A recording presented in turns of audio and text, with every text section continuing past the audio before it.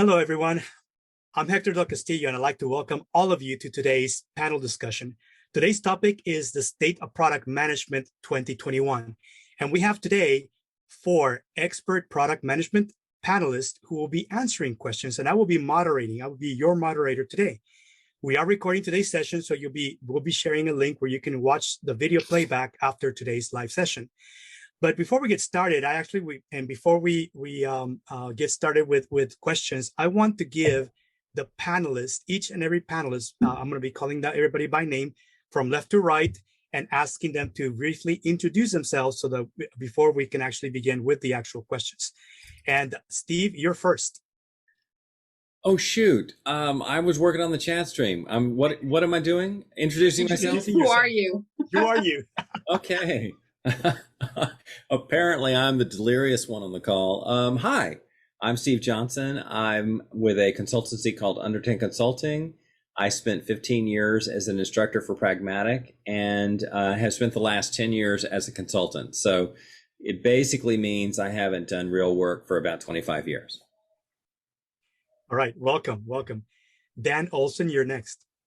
Yeah, and Steve is one of the best storytellers I know. I remember going to his talks and just being super entertaining. So, hi everybody, I'm Dan Olsen. I'm a product management consultant and trainer. I'm the author of the Lean Product Playbook, and I also am the founder of the Lean Product Meetup, a community out here in Silicon Valley that we've taken online that's got over 10,000 members. So I'm really excited to be participating in ProductCamp. I'm really excited to see that they took it online, and I'm excited that I was invited to participate today. So thanks.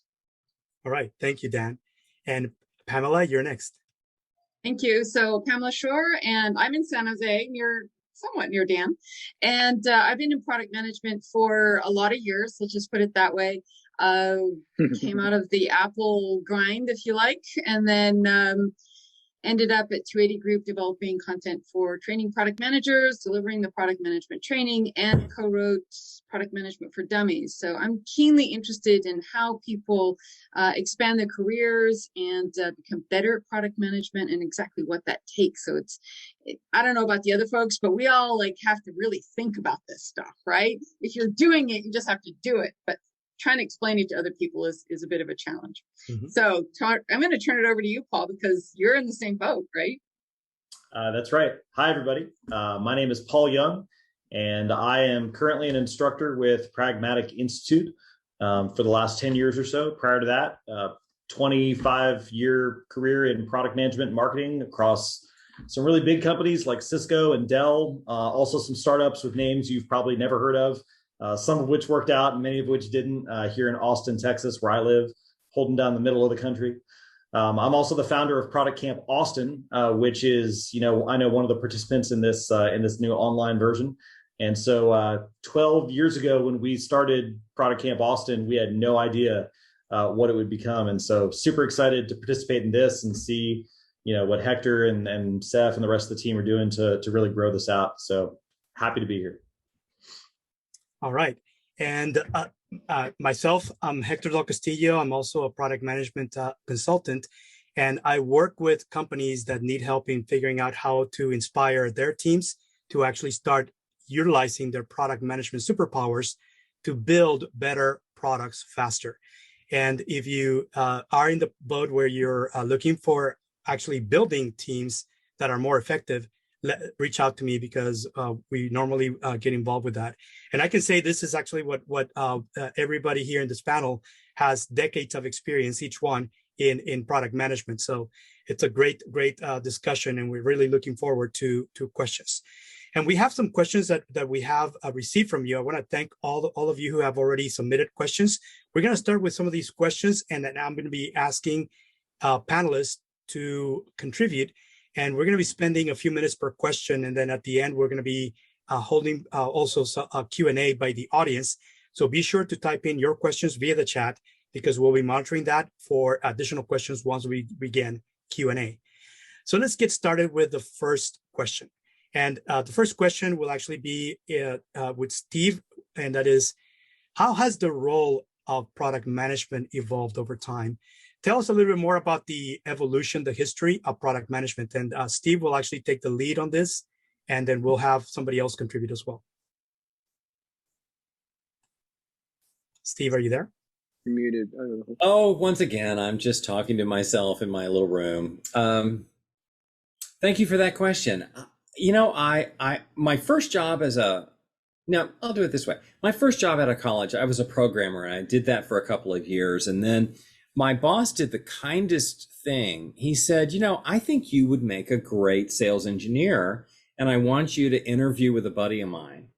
And I'm like, is that because my work isn't good? And he's like, no, I just think you'd really enjoy the job. So again, a super kind thing. He recommended me to be a sales engineer. And my very first day as a sales engineer, we had user conference, and I sat next to the VP of product management on the plane. And she said, you know, in a way, we're kind of in the same business. You deal with customers one at a time, and product management deals with customers collectively. And that was a real, you know, key event in my life. And a few years later, I became a product manager. And in those days, it was very much a business role.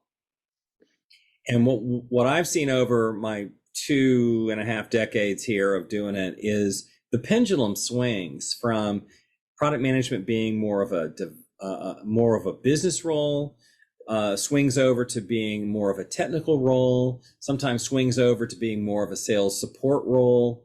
And right now, as a result of Agile, I think that a lot of product managers are not doing the jobs that their company needs them to do. I think they're really busy working on the technology, doing what I call reading aloud from Jira, without any real experience in the market. So how I've seen the job evolve is really from a business role, and then I saw it move to more of a sales support role. And right now, I think a lot of product managers are spending a lot of time in a very technical role without any market insights to speak of.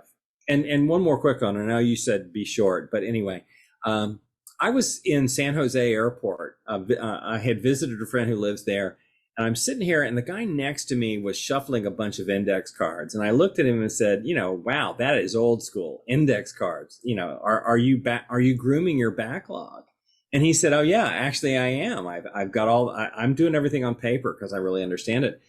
And I said, how are you doing it? And he said, well, this one just feels more like a gooder one than that one does. You know, he had no methodology to it at all. And I said, how many customers have you visited in the last 30 days? And he said, oh, none. I mean, I talked to the VPs, I talked to the salespeople, I talked to the developers, I talked to the support people, but he's completely absent market experience. And, you know, it's for years and years, you know, Paul and Pamela and Dan and I have been talking about the importance of first person interaction with customers. And that's the big fear I have for product managers today. If you're not talking to customers, then you're not capable of doing product management. But anyway, that turned dark there. So let me send it back to you, Hector, and you can go to a light person. Well, actually, I want to ask you a question. What is the date when product management started? I want to say 1942, 43. Yep. Procter and Gamble was the first 1930s. one to implement the role, and it was actually brand management at Procter and Gamble because they're a house of brands, right? Consumer products. Indeed. It was it was May 13th, and I think 1942, when McAvoy wrote the memo about the need for brand managers. That is correct. And if you think about those days, the entire US was coming out of the Great Depression, right? Procter & Gamble was one of these up-and-coming companies at the time that had done so much acquisition during the Great Depression that they found they had multiple brands within the same category, all consumer products selling in the same stores, and many of them were competing against each other. And this is how they came up with the role of brand management, which in Silicon Valley, in the old school, what I would call old school Silicon Valley, companies like Hewlett-Packard, Intel, and others implemented the same role as product management. And that's how it got started back in the 50s in technology companies. And it kind of has evolved. What I think is the history is that it's a role that has always evolved.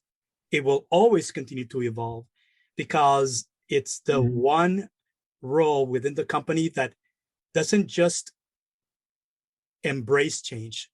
Product managers are leading change often within organizations. And if you think about that, if you're risk averse, or you're sort of like averse to any changes, which sometimes you may become that, it's not what the essence of product management is looking at. What is the positive changes that you can make within the organization that allow the entire organization to become better at what they do? And not only become better, but actually do it in a way that it's clearly you have a competitive edge over anyone that is in the same market. And that because of that, competition will try to copy, competitors will try to sort of like pursue each other. And product managers are the ones that are always keeping that moving target, making sure that whatever advantage you have you're staying ahead of the competition. And that in itself implies that you're always looking at what is next. And whether it's about acquiring more customers, or whether it's about figuring out how to enter new markets, that's really the essence of product management. And this is the reason why it becomes so complicated for most organizations. And we're going to talk more details, because the next question, we're going to be probing a little bit more into how product management is and what are the trends as to where it's going in the near future. So thanks a lot for that information, Steve. Let's move on to the next question and give Pamela a chance to answer this question. Yeah, right now is that we're actually looking at, everybody's speaking, and all the Fortune 100 companies right now that have product management staff are talking about increasing diversity, equity, and inclusion. My question is, why is that? What is the benefit to these large organizations in having this drive to increase diversity, equity, and inclusion within their workforce, but specifically within product management? So Pamela, I would like to ask you to take the lead on this one. Great. And I would say this, that I think we're a very kind of white audience, or we're a white panel, so this is my perspective on it, right? Mm-hmm. And when I first started, I was an engineer. And the guys who worked in the drafting thing, they would take my hair, because I had long hair at the time. They would, and I'd put it in a ponytail, and they'd yank my ponytail. And at that point, I couldn't say anything. Wow. And my solution was I cut my hair. All right. So anyway, fast forward a few years, and I'm working as a product manager, and I'm now managing a group, and I had possibly the most diverse group at the time, of people with different backgrounds, different sides of political situations. Boy, I really had it all there. But what the interesting thing is, when you have diverse groups, you're able to do something a little bit better, because at the core of product management is synthesizing information. And you guys, Steve and Hector, you talked about being on the technical side, being on the business side, and swinging back and forth. And at all times, you're kind of making that call, which is more important, like right now. Okay, but I think there are other vectors in there, and I think some of that, by having diverse people in your group, you're going to be able to have a much broader sense of all the different perspectives, right, before you make a decision. Because you're so responsible for that synthesis, you better make sure that you're not just taking in 5 people who all look the same, all think the same, all went to the same school. From their perspective, it's going to be like this. Diversity, equity, and inclusion means you incorporate more ideas, you incorporate more groups, and you have outreach into areas that you personally may have very little experience of. So that's my perspective on why it's so important, and why it's so important for product managers. Hector, what's your perspective on this? Well, from my point of view, it's very simple. The more diversity you have in your workers, the broader the appeal of your product, the products you're managing. Mm-hmm. And, if you don't do that, then you're missing out, because you would never know what you don't know. And you're trying to attract new types of customers, and they're just not buying because they don't really, from their point of view, you're not presenting your brand the right way, in the way that they would like to see a brand where they perceive a value. And it's not about the product. It's just about perception, right? And perception is everything when those are your buyers. And whether you're a B2B or a B2C vendor or both.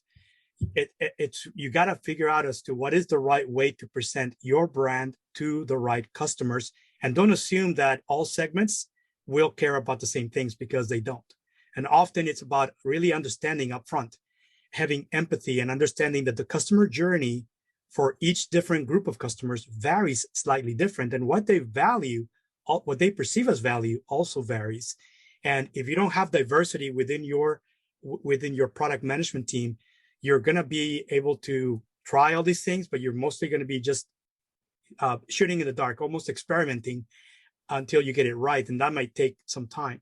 So if you include diversity of ideas and diversity of the where people are coming from, not just people with a technical background, but people that actually can empathize and really understand, what people are going through and what they think is their main problem, so that you can propose the right solution. I think that's really the whole secret and the whole issue of benefits. Yeah. Many of these companies that you're seeing right now that are driving this, right? Microsoft, Google, Facebook, even. Right now, they're basically looking at very slow growth here in North America, because our population is in a very slow growth rate. Where is the highest growth rate in the world occurring right now? It's even outside of China. It's not necessarily just China. It's the entire Asia Pacific region. It's set to grow at double-digit growth rates year to year for the next 10 years. This is where customers are going to be in the future. They're not necessarily going to be growing a lot more here. If the market is already saturated, where you operate or where you are headquartered, especially here in North America, you're going to have to figure out how to sell to Asia Pacific Islanders, because that's who's achieving the highest population growth rate, and also the highest growth rate in buying power, right? Right. I'm just going to say here that there's also one comment that came out, which is it allows you to address different things. So Steve writes, you avoid huge mistakes like water faucets that don't recognize black cans. Or one example I heard the other day was it was a medical solution, but it assumed a man's body, like it had to be attached to a belt. Well, women don't have belts, right? Mm-hmm. Or it's unusual for us to even wear a belt. So how would you do that for a woman's body, right? Yes. So lots of reasons for this focus on diversifying inputs into what's going to go on with the next version of your products. Cool. Thank you. Thank you so much. Let's move on to the next question. And the next question is the following. What are the most common challenges that you have seen within organizations that you work with that impact product management teams? And I would like to ask Dan to take a lead on this one. Yeah, my pleasure. Yeah, I mean, it's interesting to see the chat conversation, and to pick off of what Steve said, and somebody shared, Marty Kagan's recent article as well. I think one of the biggest challenges is training. We've been very fortunate in our field. In the last 5 years, PM has become hot, y'all. It's like everybody wants to be a PM. Everybody does, right? Engineers, designers, QA, customer success, people graduating from college, people graduating from grad school, MBA. Everybody wants to get into PM. The secret's out how cool the job it is, and yet all these people are joining, and there's no training, right? They come in without any training, and so we've got a bad combination of huge demand and not much training. So it makes me think about how should PMs build their skills. The best way is if you have a mentor, if your manager is strong at it and can mentor you. Unfortunately, that's not the case. Sometimes your manager's too busy, or they're not good at mentoring, or maybe they didn't get much training themselves. And so events like ProductCamp are a great way. That's part of the solution to doing that, reading books, looking at videos, reading blog posts, going to training workshops, whatever. But so anyway, I think there's that gap that you see with a lot of people. And to confound it more, one of the other big challenges I see is staffing levels, right? Not to oversimplify it, but a lot of the companies I talk to, the PMs will be complaining about things, and I'll be like, well, how many PMs do you have? How many engineers do you have? And I'll just calculate the ratio. Sometimes it's like 15 to 20 to 1. How can a poor PM possibly scale to handle the needs and to interact with 15 to 20 people? It just doesn't make any sense, right? So, ratios aren't the only way to diagnose that, but it's a pretty telltale sign. Ideally, you've got like a ratio more like 5 to 8 to 1 is a healthy range of ratios. And maybe if there's a lot of back end work, maybe 10 to 1. And look, we want to get better. If you're at 20 to 1, then getting to 10 to 1 is progress. Like, let's do that, right? And it can be impacted by a few things. One is the lack of QA. It's no longer, it used to be a given that you would have QA as part of your software team. Now it's like not so cool. It's not the flavor du jour. And what happens is hiring managers go, well, I have a approval for a headcount. I can hire one more engineer, or I can hire a QA person. And they always go for the engineers. Like, one more, at some point, when you've got 50 engineers and 0 QA, the marginal value flips. You gotta So anyway, guess what? Like I like to say, good PMs, they abhor a vacuum. They fill a vacuum. There's no QA. Who's going to be doing the QA and the UAT? We all know it's going to fall on the PM shoulders. Mm-hmm. Likewise, UX design. A lot of organizations have underinvested or non-invested in UX design. Who's going to do the wireframes? Who's going to do the user research, right? It's going to fall on us. So that compounds it. The combination of like the not being staffed at ratios to make you set up for success, combined with the lack of training and the high demand, it's kind of like this unfortunate perfect storm where we have a lot of people struggling in their job because of that situation. Thanks so much. Steve, can you chime in on this one? Oh, yeah. I mean, I've encountered this for years, and it's not really a new issue, but so many parts of the organization are understaffed or underskilled. And I think one of the difficulties is that in your role as a product manager, you often do indeed become a subject matter expert. And so it's like, hey, I need somebody to go on a sales call. Who's the best expert? I need somebody to fill in this void over here or over here or over here. We need somebody to staff the trade show. We need somebody to write this thing, on and on. And as I think we all mentioned Marty Kagan earlier. One of his great quotes is, most product managers are not doing the job that their company needs them to do, because they're so busy doing project management for others. They're doing dev lead for others. They're doing QA. They're doing design. And I've said for at least 15 years, the reason product managers do design is because they suck at it less than development. Yeah. Marginal, Steve. That's really marginal. I've seen PMs draw. They're willing to do it, right? That's like I say, it's because they fill the gaps, because there are. Yeah. And that's what it comes down to. Like you said, the two dimensions, Steve, understaffed. And even if you're fully staffed, are they fully skilled? If the designer you're working with, doesn't have the UX design chops, and so like in an ideal world, you'd have fully staffed all the functions. Like I like to say, it takes a village. You'd have a fully staffed visual design, fully staffed interaction design, fully staffed front end dev, fully staffed back end dev, fully staffed UX research, right? And they'd all be like 10 out of 10 rock star on skills. That would be an amazing, but nobody's in that boat. They're either missing some of those roles, they're understaffed, or as you said, they're staffed, and then the other thing is they may be staffed, but then you get sliced, you get resources shared across different teams and things like that. But Dan, here's what I find really interesting. Product leaders shoot themselves in the foot and exacerbate this problem. They need a reset at the executive level in terms of expectations for hiring and product. Because like I get pings from people in my network all the time. Can you help me find a product manager? I'm like, sure, send me your job description, what you're looking for. And they send me this job description that says, I want a product manager with 15 plus years experience in this industry, who can also write code, who also has their MBA, who also blah, blah, blah. And I'm like, you realize that person doesn't exist. And if they do exist, they already have a job. And so, you're not going to ever fix the problem in hiring unless we get a little bit of a reality check and can accept that it's okay to bring in somebody else who maybe doesn't check all those boxes. And then through the tools that you provided, like mentoring and training and some of this other stuff, we can bring them up if they have the core values that make them good at the job.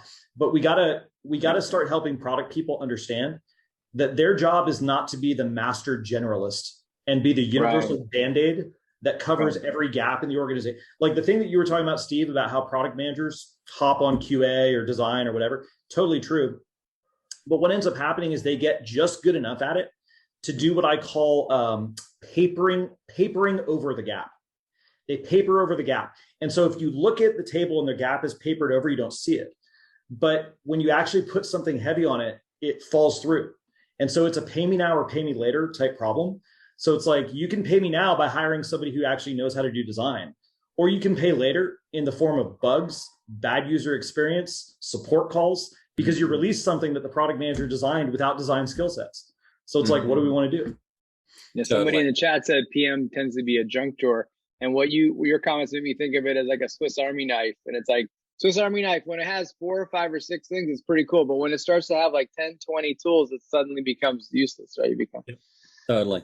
Well, the real question I think we have to ask, and for leaders sitting in on this, is how many departments are hiding their headcount in product management? Right. Right. Yeah. QA, design, yeah. And for me in my past, the biggest one was sales engineering. Sales engineering is a critical role. And if you've been a sales engineer, you know how important it is. And yet the industry average is there's 5 salespeople sharing 1 product manager. So that doesn't work. What salespeople tell me is they need a sales engineer at least half the time, which means the ratio should be 1 to 2. And if I can't find a product manager, I can't find a sales engineer, what am I going to do? I'm going to call a sales engineer, a product manager, and to be the sales engineer. And I got into this delightful argument with this guy who was like, I love to take product managers on sales calls because they're so good at it. And I said, they actually are very good at it. It's also not their job. He's like, yeah, but I always like to do it because they're so good at it. I'm like, yeah, but it's also not their job. But all he cares if about they're is not getting doing their closing job, the sale. you're gonna pay for it later, right? The opportunity cost. Totally. Yeah. It's And opportunity cost. All he wants to do is close that sale, though. If that person helps him close the sale, it's like Absolutely. You know who else is good on sales calls? The president of the company. Yeah, right. Yeah. Well, I mean, There are a lot of people who are good on sales calls. Yeah. Let's be clear about this. This is not the fault of sales. They're acting the way that we want them to act, and they're advocating to win the deal they're trying to win. This is the fault of the product executive and the executive team for not recognizing the gap and allowing the product manager to get pulled. Most product managers are people pleasers, right? Mm-hmm. They're type A personalities. They see a job that needs to get done, and they hop on that grenade.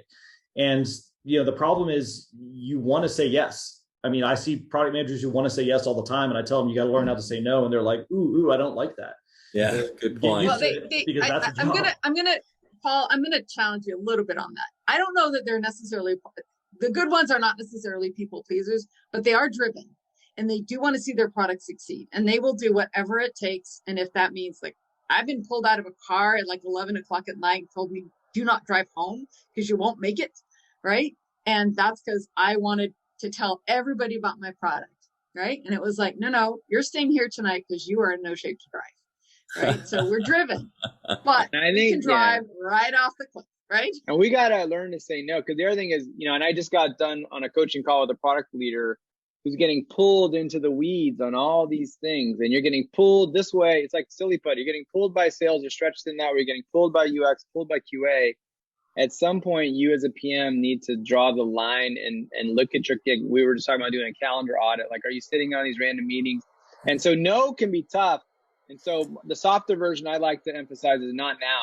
Like, I just, not now. I just can't. Just not. And same thing for features. And we're not saying we're never going to build that feature. It's just not now, not in this version, right? So that's a softer way to say it. Right.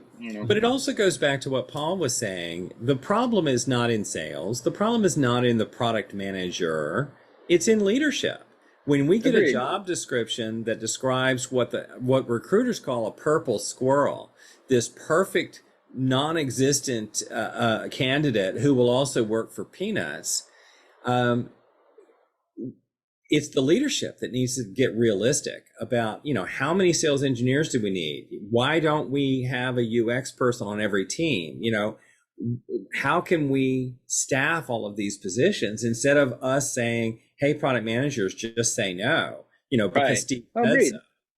Totally, man. Totally. Yeah. And I think that's part of the issue is, and I think it's changing, is typically CEOs of companies come from different backgrounds, like sales background, business, marketing, maybe engineering, but you're seeing more now that product management has been around longer and there's more of us, you see more product based CEOs, in which case that buy-in shouldn't be as big of an issue, but for most companies. Yep. Let's move on to the next question. I want to thank everyone for contributing. Seems like there's many challenges for product management based on experiences, but let's move on to the next question. And the next question is, how did COVID-19 impact product managers and their teams within your organization or the clients that you're working with? And to take the lead on this one, I'd like to ask Paul to start with this one. Yeah, absolutely. I'm sure that everyone on this session today has felt the impacts, over the last year plus, of COVID. Some of those are really obvious, like the fact that we're meeting on Zoom right now instead of in person. And collaboration between teams or amongst teams is getting different. We're relying more heavily than ever on tools like Slack and Zoom and so on.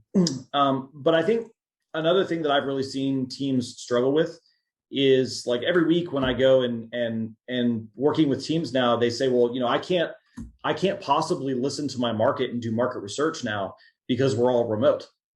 And I'm like, really? Like, I'm not sure I buy that. We can still do a lot of market research, and we can still even do that qualitative research where we're in front of a user. It just changes. In fact, there are certain things that you could do over Zoom that are actually easier than doing in person. Like, for example, for those of you doing like software type products, it's a lot easier to ask someone to share their screen on Zoom and actually like see their experience as they're experiencing it than it is to stand behind a user with your phone, going like this and trying to capture their experience like that. And so, like, I don't necessarily buy that everything is harder. I think there are certain things that might actually be easier. And then there's changes to your business model that product managers are having to think through. Some of those came up really unexpectedly. For Pragmatic, for example, I will tell you that a little over a year ago, in March of last year, we had something like 75 in-person training events happening all over the world. And by April, that number went to 0 and it all went online. And so that was like a huge shift to the delivery model that, we had to deal with. And I'm sure everybody has a similar story. Pamela, I'm sure you had one too. It's just really awkward now for me to like commute down my hallway when I was used to going down the jetway, every single week. I never thought I'd say this, but I can't wait to get back on an airplane. And neither can my wife. Wait for me to get back. If you haven't been there and masked up and done it for like 6 hours, it kind of sucks, actually. Yeah. No, I buy that. But I also think there's going to be a new normal that develops over the next, we don't know what it looks like yet, but it's coming. I think by the middle of next year, about this time next year, we're going to start seeing what that new normal looks like. You're already starting to see it with some teams saying, you know what, we're not coming back to the office. In fact, there is no physical office. We sold it. You look at a company like REI, they sold their big fancy new headquarters that they spent like $1 gazillion building. And they say, yeah, we're going all remote. Better for the environment anyways, and you can live wherever you want. And so I think that's going to create some challenges, when product management is in one city or maybe 5 different cities and their engineers are in another place and their POs are in another place and their project managers. It's going to be crazy as we adapt to this new normal. And we're going to have to see how that works out. I don't have an answer to that one. Yep. Well, but even before COVID, I was getting calls from people saying, I've got 13 product managers in 13 different cities, and the cost of travel is greater than the cost of the training. And so I was adopting this form of training about 5 years ago.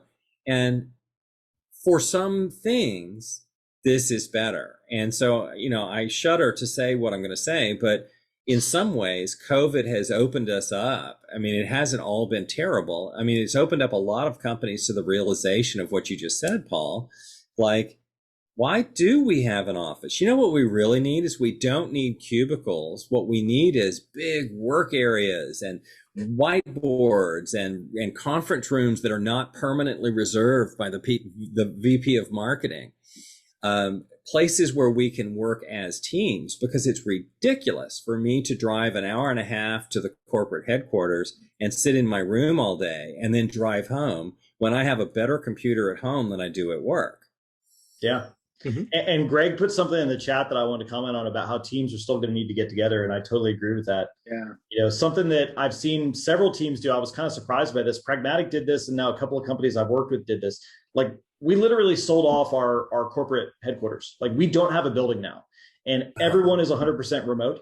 But what we've done is we've taken some of that money that went towards the corporate headquarters and we're not just recapturing it and putting it to the bottom line. It's going towards regional get-togethers. for the employees that are in different parts of the country. So over the next year, we're all getting together a couple of times to have that in-person experience again. And it's cheaper. I mean, think about it. I mean, it's actually cheaper to do it that way. Yes. Which is kind of scary. Totally. Yeah. The people I feel the most for are the new employees, though, that join, because you don't get to meet everybody as much, right? So it's like, I think that people realize that. And so just like how you onboard people in a more mindful way in a remote environment is important. And then I do think what Paul was saying, like companies they're trying to do some kind of get-togethers before they can physically get together. They're just doing like happy hour Zoom things like this, or trying to maintain some of the social aspect of it, which can be tough. Yep. Well, I think the real winners of the pandemic, when it comes to a lot more overwhelming demand, I think Zoom is by far the largest leader. But the next one is Slack. If you track what Slack has done, Slack is now owned by Salesforce. It actually was the Salesforce's latest acquisition at the beginning of this year, and it's because along with Zoom, everybody has gone into adopting Slack to have this asynchronous way of gathering people from around the world, that even though they're not face to face, a combination of video conferences along with Slack for messaging offline and not email is what most people have migrated to. And this is, I think, supports what is going to be remaining for a little bit longer, which is the hybrid model, where some of us are going to still mostly, I would say probably the majority of our time is going to be working remotely, but sometime will be face-to-face with smaller teams. And I think that goes along with Lean and Agile as well, because as organizations are becoming more using actually both Lean and Agile at the same time, the hybrid model goes along with them. And these tools can be repurposed to actually allow product managers and their teams to be as efficient, maybe even more efficient than before. But I think somebody put in there the chat. He says, "I'm a COVID hire and I'm feeling it even after a year." So it does take effort, right? And I think sometimes you have to inject more personality into it. I mean, I tell jokes. I show the latest thing I cooked. I'm pretty flexible about being very open. But if people aren't comfortable with that, it's really hard to kind of get your personality across and get that kind of level of casual interaction that you need. That's the thing. When you're in an office, at least you can just walk by and like, "Hey, Pamela, what's going on?" and catch up or something. When you're on a Tetris Zoom day, everything's da-da-da-da-da. It's like you're just getting through all your stuff. It's like 95% work, 0 to 5% social, right? I mean, so it's just, so I agree, like what you're saying, Pamela, try to find ways. And somebody said, "Hey, it's never the same as in person." Yeah, it may not be as good. It's like the best we can do. At least make some time for social online. I'm curious how someone said they have a wife who's an extrovert, and that's true. Occasionally, I'll just find myself talking to random people in the grocery store. So yeah, there are sad outcomes here. So I'm curious how the new normal is going to work out, because when we think about like Agile, Lean, and we're going to layer on top of it this new remote dynamic and so on, like we have all these new queues to manage now, or at least we're managing queues that were fuller before. Like you have probably 1,700 different Slack threads going at the same time now, whereas before you maybe had fewer when you could do some of that face to face. And so it's kind of taken me back in the day to, I'm going to date myself with this, back when I used to work at Cisco. I was there when they first handed out the original BlackBerries. And we called them crackberries because like that's what they felt like. And I will always remember that the first time I had one, I eventually turned it in after a while, but I would get random sort of like palpitations or vibrations that I would feel in my pocket from an email coming in. And then one day I was in a movie with my wife and I felt one, and I got up to go address the email. Until I got out in the lobby, I realized I didn't actually have it in my pocket. It was a phantom vibration. And I think that like those phantom vibrations of like the Slack thread that is like in the back of your mind at 11 p.m. as you're trying to fall asleep is going to be there for a lot of people as they adapt to this new normal. So like, how do we deal with that? It's going to be tough. Yep. Well, Slack in many ways is just like SharePoint. I mean, if it's not organized correctly, it's yet another place where documents go to die. Absolutely. I completely agree with that. I think that we as product managers, we need to be early adopters of these tools and figure out what are the best practices to make sure that they're used the right way, because there's no one solution, but at least, figure out, give some basic guidelines to people so that they can get more effective at using the tools that are available currently. And then at some point begin to optimize them a little bit more. But this is a great, sort of like to the next question, great lead in to that, because I want to focus on understanding what are the most desirable skills and tools for product managers. And to actually lead this discussion, I'd like to ask Dan to take a crack at answering this question first. Yeah, and it asks about skills and tools. We've covered tools a little bit, and I value skills a lot. So I'm going to focus on skills. And I think that the longer I work in product, like I think to simplify the number one skill kind of is just like being able to answer why. I think why is like the most important question, like defining objectives, like what are we doing, right?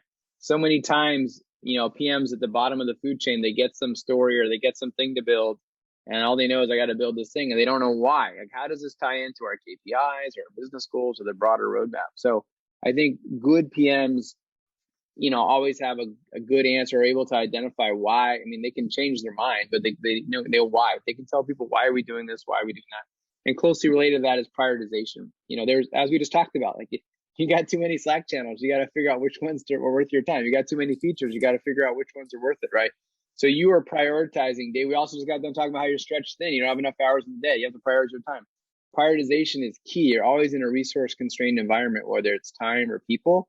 And so being really comfortable with prioritizing, and I like to say ruthless prioritizing, not just, I remember the first time I saw an MRD, it had like 10 highs and 15 mediums and 10 lows. And I'm like, that's not helpful. Like, what is engineering code first, right? So it's like, let's do high one, high two, like rank order.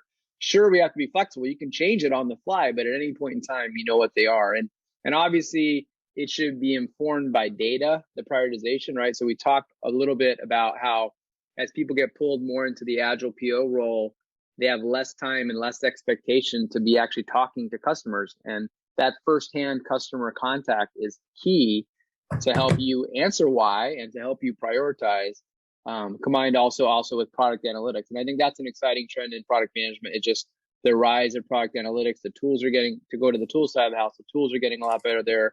Tools like Heap and Amplitude, Mixpanel, Pendo. There's just a lot of tools to give you insight. So, but that's just data. So how you make sense of the data is clarifying why and prioritizing. So I like to focus on those two.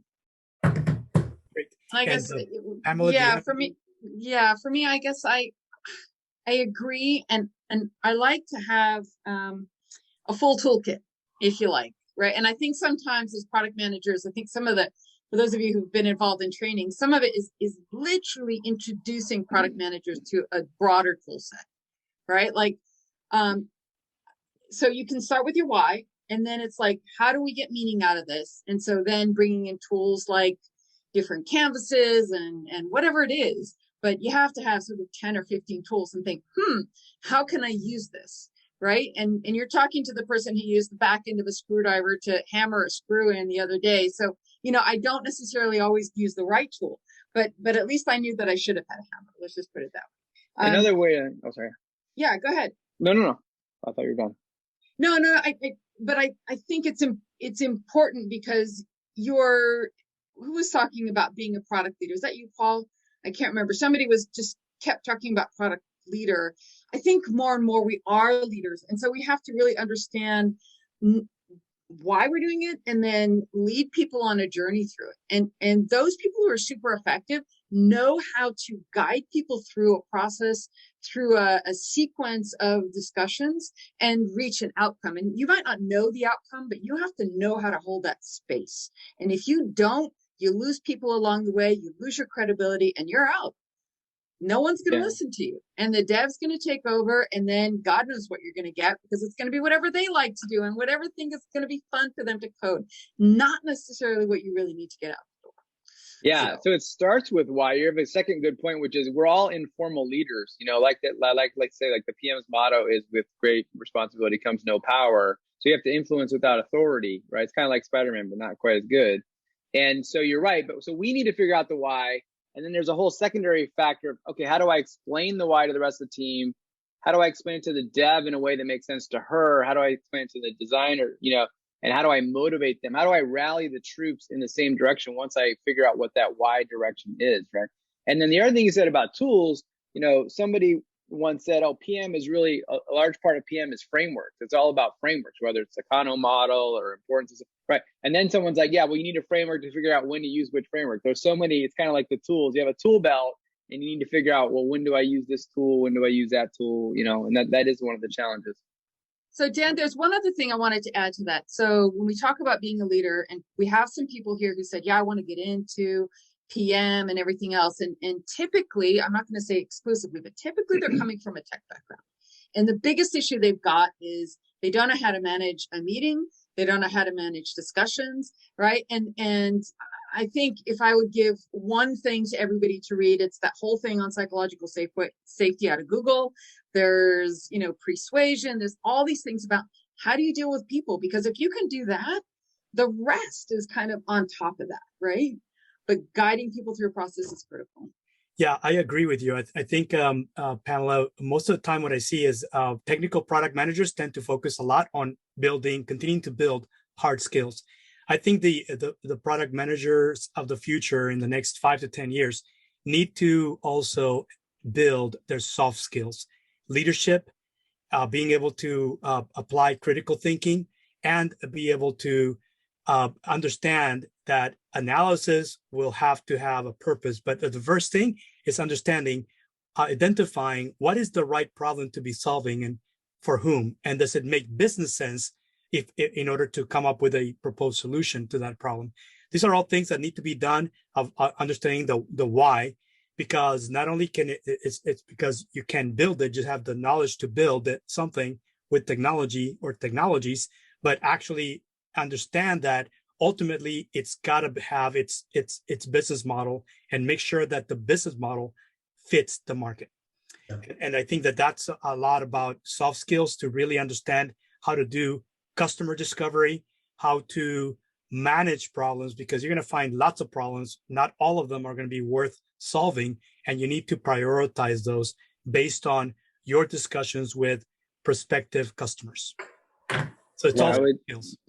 Totally agree with that, because if you take the tools, there's like the technical tools of running Agile and Jira and all this other stuff. And then once you build that foundation, then you move on. The soft tools become even more important, and I think that as you move up in your career, it kind of flips and those soft tools become way more important. Yes. Soft skills. We've all seen the product manager who has all the data, but can't put it together into a story. Mm-hmm. And as a result fails. Mm-hmm. And so the discussion, Pamela and Dan, that y'all were having around the why, I think is critically important. I had a product manager once that, I had hired because, like you said, Dan, the word got out. It was kind of a fun role. And he came to me once super frustrated after a meeting. And he's like, those darn engineers, they just don't do what I tell them to do. And I'm like, dude, you realize the title is product manager, not product dictator. It's a soft skill influence role. And so you got to figure out how to get people on your side and bring them with you on a journey, not tell them what to do. As an industry, I would say we do a decent job training product managers, not just Pragmatic, but all over on the hard skills. But the softer side is an area for opportunity. And the good ones that are doing it well are picking it up on their own or through mentorship, not through formal programs. But it's something that we need to see more of in the future. Yeah. It's interesting, because Paul, you and I both do training, right? And there's so many times when I got to the end and it was maybe less the content and a lot more kind of showing people how I thought about stuff.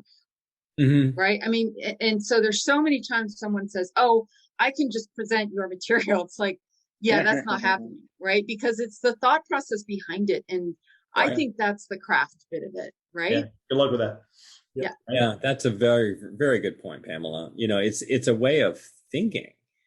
It's not, well, I forget who, I guess it was Pamela who made the point about, tools. There's a craft here that comes from experience and, as much as anything, philosophy. I can't do woodworking, even if I bought all the tools. Right. Yep. And I think it's a great discussion. I think skills are certainly upskilling for product managers is a lifelong process, especially if you intend to stay in product management, not only just get in, but remain in product management for a long time. I think continuous upskilling is critical for anyone who wants to remain in product management and move on up in the structure. And I think it's about building, emphasizing both building hard skills at the same time that you're also building your soft skills. That's what upskilling is all about. And let's move on to the next one, because I would like to allow each panelist to kind of chime in on their perspective as to what the future looks like in product management. So I'd like to ask Paul to lead this discussion. Yeah, absolutely. So always hard to be a futurist, right? Because like no sooner do you say something than 5 years down the road, somebody tweets your statement back at you and like, you dumbass.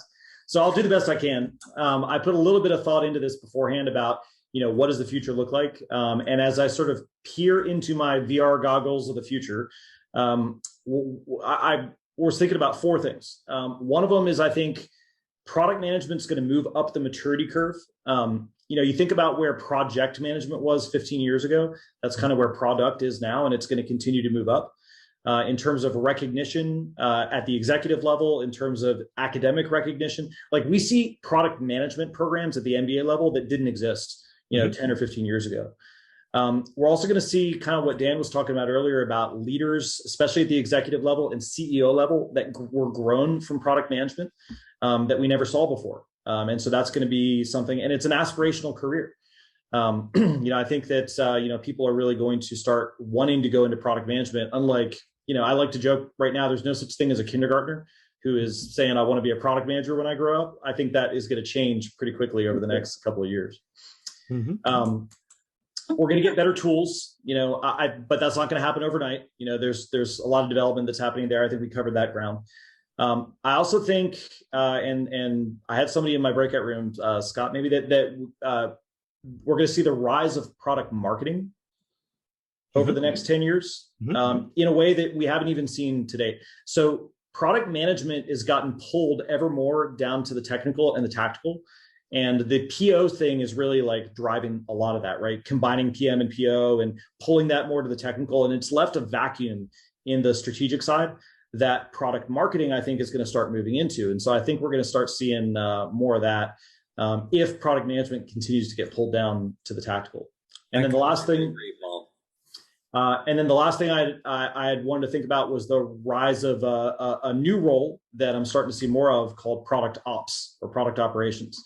Seeing this more and more in many organizations, but somebody who can serve as like clearing the aircraft carrier decks so that the product teams can do their roles more effectively, whether that's scheduling market visits, whether that's gathering the right metrics to make better decisions and the BI dashboard and all that stuff. I think we're going to see more of that. Great. Thank you so much. And Steve, what about you? Well, gosh, I in a surprising turn of events, I find myself agreeing with almost everything Paul said, which I don't believe has ever happened before. But yeah, I'm seeing more and more folks embracing this idea of product ops, which is, as much as anything, onboarding new people so they've got the tools they need to be effective. What are the tools we use here? Where are the data that you need to make decisions? What methodologies do we use here? And furthermore, I agree very much with Paul about product marketing. I mean, it's been a real sore spot for me that I've seen so many product managers become product owners, and product marketing has said, we can't do our job of go to market if we don't understand the market and the problems and the positioning and the strategy. So if the geeks won't do it, I guess we will. And so I'm seeing lots of companies where the VP of product marketing is determining product strategy. And I think that's a very big change. All right. And Dan, what about you? I think, I'm excited to see the importance and awareness of PM grow in the last 5 years. I think that trend's going to continue.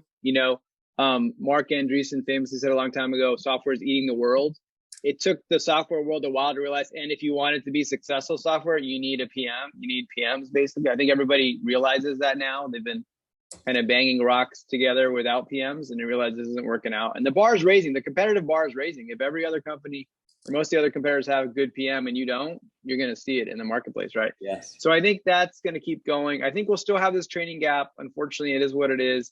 I think we'll continue to have better tools and more data. That's just a trend that's going to keep going. And all the more reason that the synthesizing skills are going to be important, right? You're going to have so much data, you have to make sense of it. One prediction I'll make, this is kind of predicting, is we talked about, all the different things that PMs have to do well. And in general, as the role becomes more complex, I see this happen in other fields. We could potentially become more specialized. Like you're starting to see this a little bit like growth PMs versus plain vanilla PMs, machine learning PMs. Like, we all know there's certain companies that say, oh, you have to have a CS degree or double E degree to be a PM. We all know you don't really, but maybe if it's your ML PM, maybe you need to have those kind of skills a little bit more, right? So you're seeing as AI and ML, and I'm not talking about subject matter expertise, but like more functional expertise. And then perhaps also like more on the UX front end, people that are more front end UX more savvy there. Maybe they'll gravitate to those, or we have more front end PMs versus back end ML PMs versus growth PMs. Just a thought that you might start seeing more specialization over time. Great, thank you so much. And Pamela, what about you? Yeah, I guess for me, I'm kind of taken by the idea that probably, 10, 15 years ago, Google Analytics came out and we were like, yeah, what a cool idea. And it just transformed marketing, right?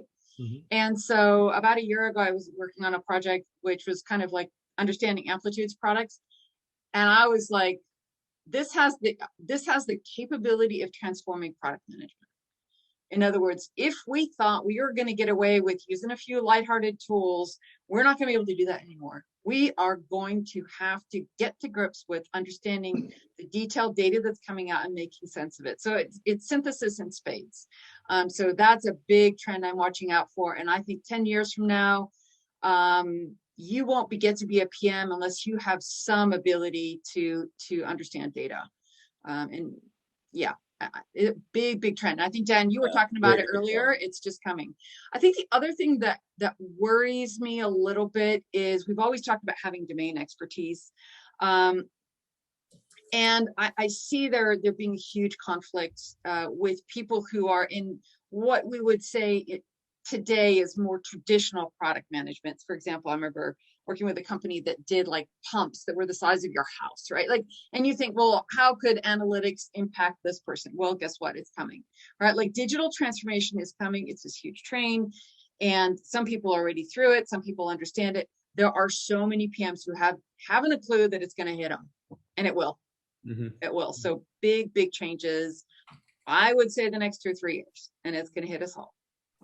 Sounds great. Now, I'm actually wondering. None of the panelists, none of you mentioned anything about product-led growth. Is that going to be that's product-led growth? When you talk about the analytics that are built into products, that is product-led growth. So fundamentally doing what happened to marketing, it's happening to your products, because as more and more go online, you have the ability to reach in, grab more data. Mm-hmm. Product-led growth. Absolutely. But don't you think this is yet another attempt by developers to eradicate salespeople? I'm not sure. I think it really depends. I actually saw some data from someone I know, and they were doing a lot of analytics. They had there was Pendo, by the way. Mm-hmm. And what they knew was they could compare where they actually had a salesperson involved where they didn't, and the results were very markedly different. So I don't think it's sales gets erased. I think their role transforms. Mm-hmm. Yeah, the role will change. To what? Customer success? Yeah, maybe the names change. Well, I think, or they get to move up market. Like they get to move and be more strategic. Maybe, I don't know. One would hope. I mean, one thing we didn't talk about. I mean, analytics is. I agree that's going to be huge, but. Like when nobody mentioned, like I talked to a lot of AI, ML type people who are like, yeah, I can replace pretty much any decision-making role today. None of us talked about product management getting replaced by AI. I think we've got good job security. I think that's pretty tough, but we just got that soft skill. We just got to talk about it. Synthesis, soft skills, Yeah. Of course. By the way, somebody's my gonna tweet at my me. son is going into AI, and I can tell you right now he has zero people skills. But he's 24, right? It's different, but Yeah. maybe he'll grow some.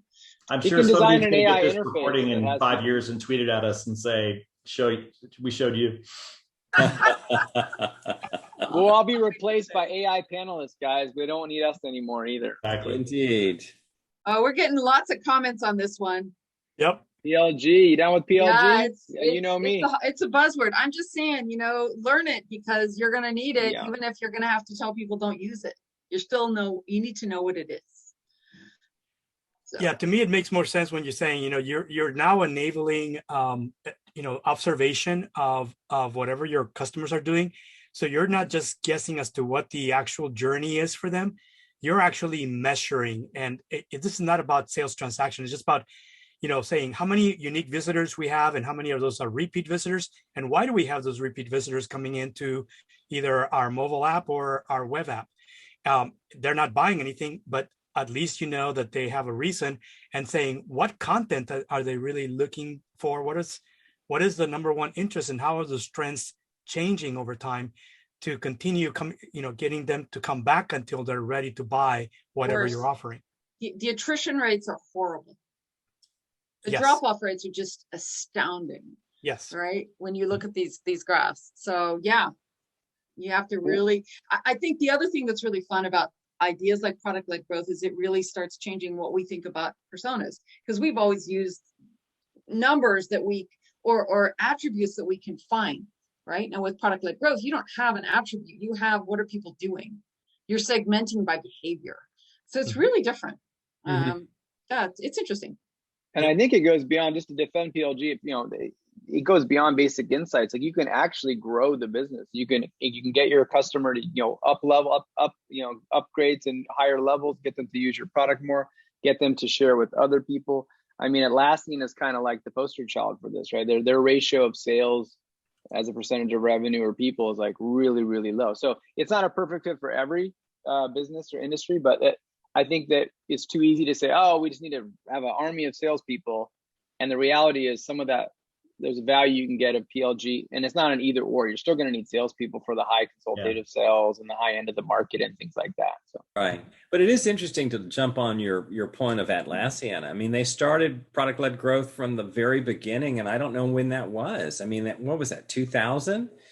So it's not like it's a new idea. It's just been one that perhaps we've been slow to adopt. But what a brilliant technique! It's like, here's a tool for a developer to use, and before you know it, 17 developers are all using the same tool, and they don't have a common database. And the VP goes, "Hey, why don't we buy a site license to this thing?" And no salesperson was involved. But more than ignore the salesperson rant. The real point is, they built a product that people really needed. It solved a real problem for them, and she told two friends, and she told two friends, and she told two friends, so on. Well, I think the other thing that happened is the tools became a lot easier to use, right? I mean that's and that was why Google Analytics started the whole trends. Mm-hmm. So yeah, they're just much better tools. Fair enough. And I think that that's what I'm seeing right now is that most people trying to catch up, that there are 21st century tools available for product managers. The adoption rate, I think, is lower, not because product managers aren't early adopters. I think the decision makers within organizations are the laggards. They're the ones that, they resist new tools because, they just want to continue business as usual. And then, getting people to work harder, not smarter. And I think it goes back to what we talked about. One of the challenges for product managers is the fact that they really just don't get much attention from executives who should ensure that not only are they using the best practices, but they're using the best tools available for what they do, so that they can actually focus on their attention on the really hard stuff that requires a lot of critical thinking. And I think that sometimes, that I think it's going to change eventually, because I think the 21st century tools, what I'm seeing right now, this emergence of specific tools for product managers that are 21st century tools is rising. And I think that it's only a matter of time before we start getting more and more adoption, even within laggard organizations. And you know One what? thing you see, The difference is so stark. Those companies where the execs aren't paying attention. And by the way, I work with the one woman. She says, I'm leaving because I can't get these guys.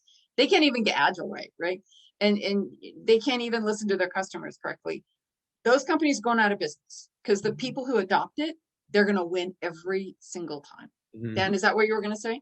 no, what I was going to say is it's an interesting aspect of this is like engineering has a budget. Like who pays the Jira bills, the Atlassian bills? It comes out of the CTO's budget.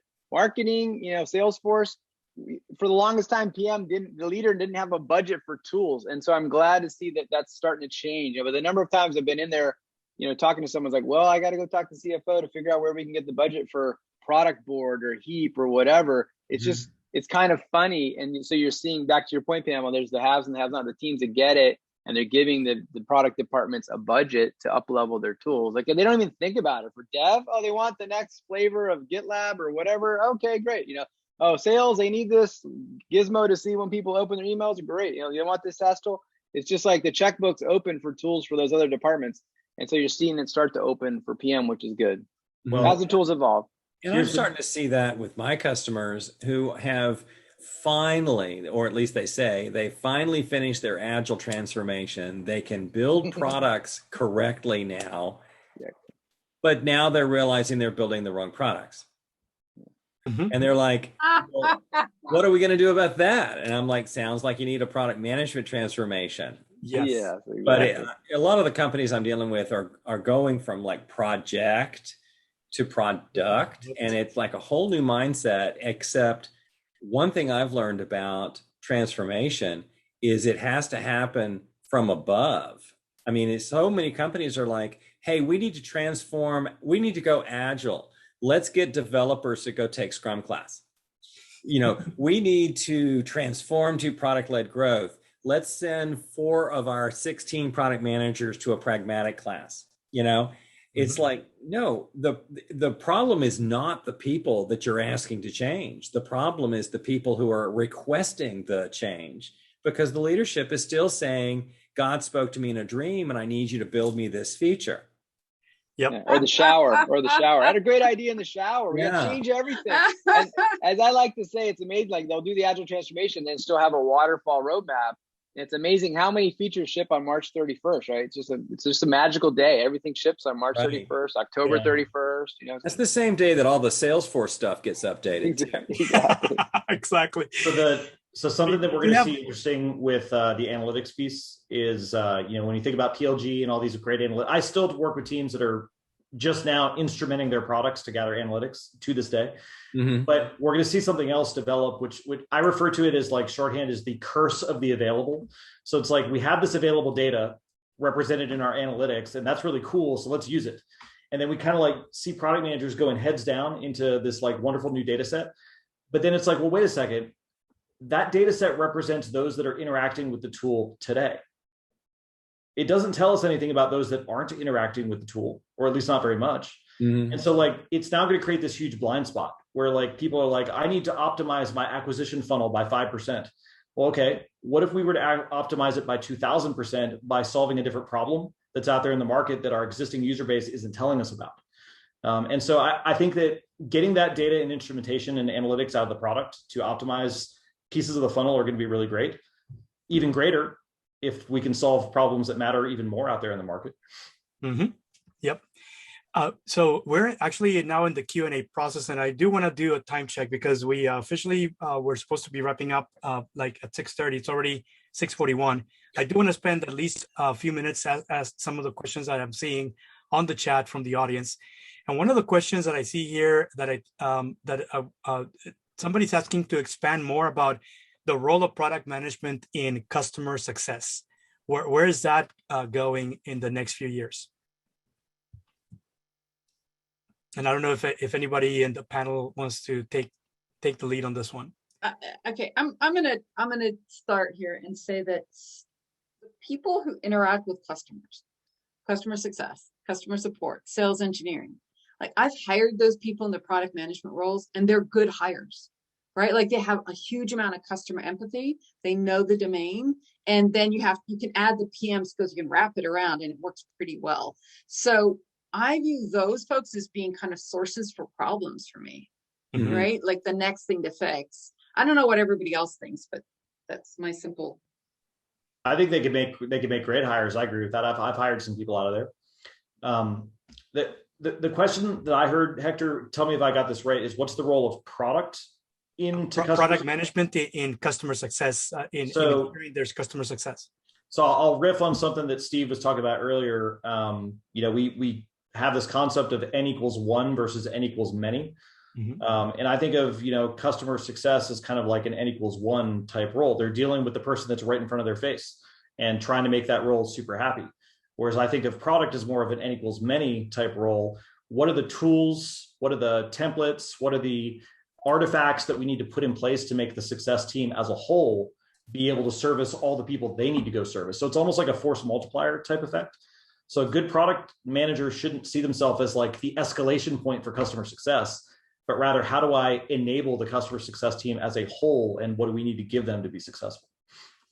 Yeah, actually, one of the things that I meant to say, I think when you think about customer, you think about like one account, right, or a key account, or a handful of key accounts, which are really one-offs. That's not really what I would consider is a product. One product for many groups of customers, because you can be selling into a market and you're selling into not one group, but multiple groups of customers in the same market. So I think that customer success is really about understanding who are those customer segments that are valuing your product today, and where are those other ones that are in the same market that aren't buying your product, and how do you get their attention to start buying your product? So it's really about understanding how to segment the market and understand that any large market can be segmented, and that there are groups of customers, and each one of those groups behaves slightly different. They might have the same need, but may have slightly different use cases, different applications, and you need to convince them that this product is for them. And I think it's all about understanding, empathizing, and understanding that these are all different groups of customers, and that you need to figure out how to position your product the right way in order to get a rise in at least awareness, so that they can now start really considering your product for a future sale. And that is the beginning of just being able to acquire new customers in the same market. And I think that going back to what I forget who it was that brought up that the need for more product marketing, that is typically what is considered a product marketing role. Understanding how to segment the market and understanding how to differentiate one group of customers from a different group of customers, that when they're all in the same market. And I think that that's going to be the strength, that the only way to succeed in doing that is for people to become more savvy about how to do segmentation of the markets, and divide your market into groups of customers, understanding their needs, their applications, and how they perceive value, because they will all be different, even though they may be in the same market. I wasn't really sure if anybody wants to pitch in on that one, but I think that's really what the key is connecting that. It's really about talking about customer segments that are in the same market, and understanding how do they perceive value, so you can present your product the right way. Well, let me throw a turd in the punch bowl. Yes, by all means. I have completely reversed this. I have started with personas, and then I work my way to markets, to market segments, and then I work my way to markets. What I find is there are similar people, irrespective of their demographics. There are people who like Downton Abbey that have no other commonality, but they love Downton Abbey. Or there are people like everyone I know who love Star Wars, and there's nothing else we have in common except that we don't like going outside. I mean, there's Dad's got the mug. So I have found that customer success tends to focus on existing customers. And I think Paul made a really strong point. If we are engaging in the whole market, not just existing customers and the last 3 people we sold to, we may see a huge opportunity, because we truly understand problems in the market, as opposed to listening to feature of the day requests from 3 stakeholders and our biggest customer. I look at, I get everybody to say, who is the, well, I'm sorry, one more little rant here. And that is, I see so many product managers and product owners who are oblivious to customers at all. They're only listening to their stakeholders. The stakeholder says, I want you to build me one of these things. And they say, yes, sir, 3 bags full, and I think that Pragmatic talks a lot, and I'm sure 280 talks a lot, and maybe Dan, in your book, you talked about the untapped market, that's the big part. That's the blue ocean. And it seems like most product managers, if they're doing anything in the market, they're talking to existing customers, which I would say talking to existing customers is primarily customer success and not product management. And I would build on Hector. I agree with what you're saying about market segmentation. I actually find fewer companies are doing a good job at that than before. I feel like the awareness of the importance of that was higher before. When you kind of had better marketing and product management, I don't know, for lack of a better term, like integration. Like when I was at Intuit, we had really good, sophisticated segmentation.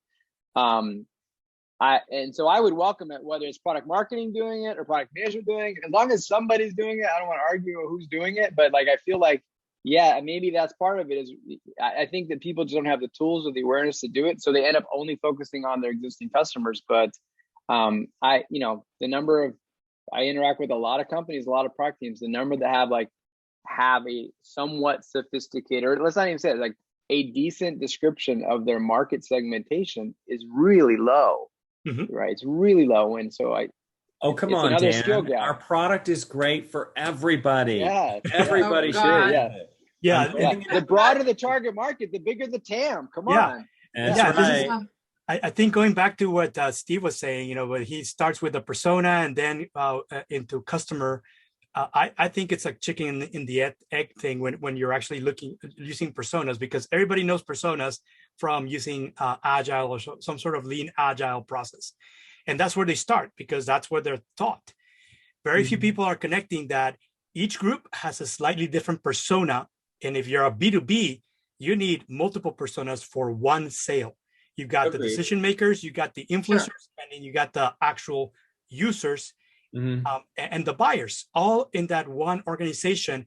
And if it's one group of customers, those personas will behave different than a different organization that represents a different group, same needs. And you need to present your product the right way in order for them to see the value. And that's really what I'm talking about, is that you're still using personas, but now the concept becomes a little bit more where you're saying, we don't just need one set of personas, we need multiple sets of personas, because there are personas in each group that behave differently. And even better, they have different buying power, which means that if you actually are able to create a product line, and then you're pricing it for that segment based on what you know is their buying power, and you're not making it the same price for everyone, for the entire market. That is the biggest mistake that you can do as a product manager, is price your product the same for the entire market. You're missing out on where you can actually convert your product to become more profitable just by differentiating clearly. We took a big left turn here on pricing. Do we really want to go there? No, let's not start down pricing. We'll never get out of here. And then we'll talk about SaaS pricing. And oh my God. The sad thing is, I agree. How late are we going to be? Yeah, the number of Agile teams using personas is less than 10%. So sad, we're up here the pie in the sky talking about market segmentation. We're acting like everybody has personas. Like the average PO is like, hey, I write my tickets in Jira, I story point them, I do the stand-ups, I do my sprint planning. And that's what I do. Yeah. Persona is user. Right? Yes, exactly. Yes. I had a group today I was working with, and we got to a certain point. I said, so in fact, when we're talking about this, we just don't have one group you're working with, right? You have 3. I said, oh, wow. And I thought, okay, right. We're dealing with real, marketing experts here. Luckily, it was a really dev kind of focus group, but yeah. Right. But They it is so Right. funny. When I introduce personas to product teams, they say, "Oh, no, that's a marketing thing." Right. And I then know. Oh, and yeah. then I introduce yeah. personas to marketing, and they go, "No, that's a development thing." And it's just like, Yeah. does anybody care who we're building and selling to? That's, and they're like, well, users and buyers. I'm like, those are not valid conversations. As a user, I want the feature I want so I can have the feature I want. Right. So I found that Very the circular thinking. I Anyway. found that the crowbar to pry open that discussion on user personas is design. Yep. Agreed. Design cares a lot. Ah, Design cares a lot about the user, and they they're good. have They do. They're good. personas in their toolbox already. They're probably already building them. And so if And- we want to get broader adoption, they're a great partner for that. And good All right, marketing. Hector, the man, same. if you're not careful, we're going to be here all night. I know, I know. How do you want us to So- kind of wrap this up for you? I want to just make sure. I want to thank all of you as panelists for a great discussion, and also the audience for being attentive and typing in so many comments and questions. Thank you so much.